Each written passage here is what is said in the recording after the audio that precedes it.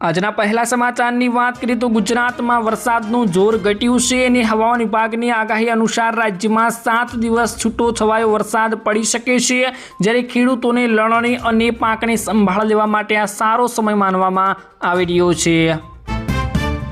ત્યારબાદના સમાચારની વાત કરીએ તો રાજ્યમાં ચાંદીપુરા વાયરસનો પ્રકોપ સતત વધ્યો અને તંત્ર હાઈ એલર્ટ ઉપર મૂકવામાં આવ્યું, જ્યારે પંચમહાલ, સાબરકાંઠા અને ખેડા સહિત ઉત્તર મધ્ય ગુજરાતના વિસ્તારોમાં કેસો નોંધાયા છે।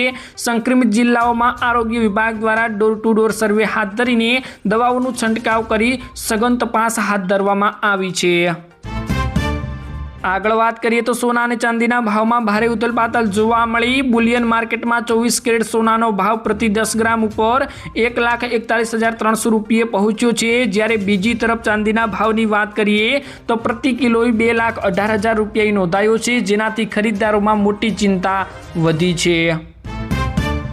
આગળ વાત કરીએ તો રાજ્યમાં વરસાદનું જોર ઘટતા જનજીવન થાળે પડ્યું છે। જો કે છેલ્લા 24 કલાક દરમિયાન 226 તાલુકાઓમાં મેઘમહેર નોંધાઈ, જેમાં સૌથી વધુ રાજકોટમાં 3.5 ઇંચ અને કપરાડામાં 2.5 ઇંચ વરસાદ વરસ્યો, જ્યારે રાજ્યના 11 તાલુકાઓમાં 1 ઇંચથી વધારે વરસાદ થતાં લોકોને અસહ્ય ગરમીમાંથી રાહત મળી છે। ત્યારબાદના સમાચારની વાત કરીએ તો રાજકોટની ખાનગી બાલાજી હોસ્પિટલમાં ગર્ભાશયના ઓપરેશન બાદ મહિલાના મોતથી મોટો વિવાદ સર્જાયો। પરિવારે તબીબો ઉપર બેદરકારીનો ગંભીર આક્ષેપ કરી ટેલિફોનિક માહિતીથી ઓપરેશન કર્યાનો દાવો કર્યો।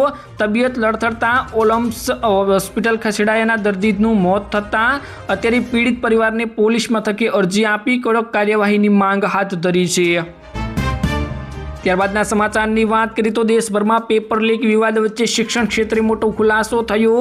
સંસદમાં શિક્ષણ મંત્રાલયે આપેલી માહિતી મુજબ સમગ્ર દેશની 1 લાખ મિત્રો 843 શાળાઓમાં માત્ર એક જ શિક્ષકના સહારે ચાલી રહી હોવાનું સામે આવ્યું, જેણે દેશના કરોડો વિદ્યાર્થીઓના ભવિષ્ય સામે મોટા સવાલો ઊભા કર્યા। ત્યારબાદના મહત્વના સમાચારની વાત કરીએ તો જામનગર મહાનગરપાલિકાના આરોગ્ય શાખાએ 38 પેઢીઓમાં કડક તપાસ હાથ ધરી। અસ્વચ્છ સ્થળેથી વાસી ખોરાક, એક્સપાયરી ડેટાવાળો માલ અને 53 કિલો પ્રિન્ટેડ પસ્તી જપ્ત કરી નાશ કરવામાં આવ્યો। બિના લાયસન્સ મટન વેચનાર સામે ફરિયાદ નોંધાઈ, જ્યારે પનીર કે બટરના એના લોગ વાપરતા વેપારીઓ અને બિલમાં સ્પષ્ટ કરવા તાકીદ કરવામાં આવી।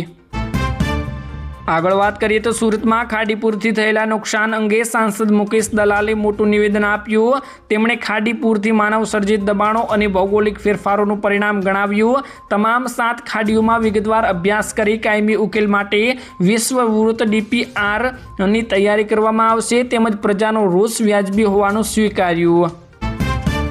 ત્યારબાદ આગળના સમાચારની વાત કરીએ તો રાજ્યમાં આગામી 7 દિવસ દરમિયાન હળવાથી મધ્યમ વરસાદી માહોલ રહેવાની હવામાન વિભાગ દ્વારા આગાહીઓ કરવામાં આવી।